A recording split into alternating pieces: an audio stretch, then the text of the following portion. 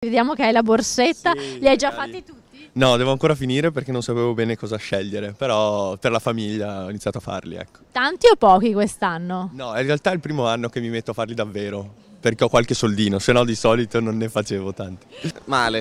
E non ho fatto niente, li stiamo cercando. Cosa ridi? Quanto si spende quest'anno? Un po' di più, un po' piccoli pensieri, cosa si fa?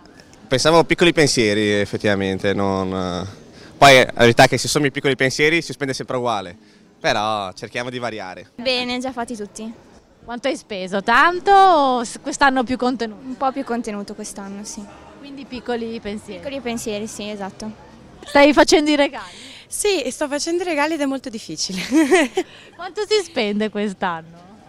Io ho cercato di spendere il meno possibile per fare un pensierino che fosse carino e basta, insomma, quindi stiamo su una cifra contenuta.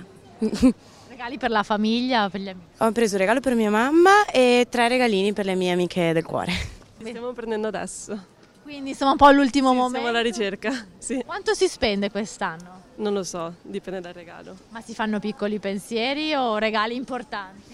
Piccoli pensieri, basta quello. Ho fatto tutto apposta. Quindi quest'anno non deve fare le corse dell'ultimo. No, ho finito tutto. Grazie.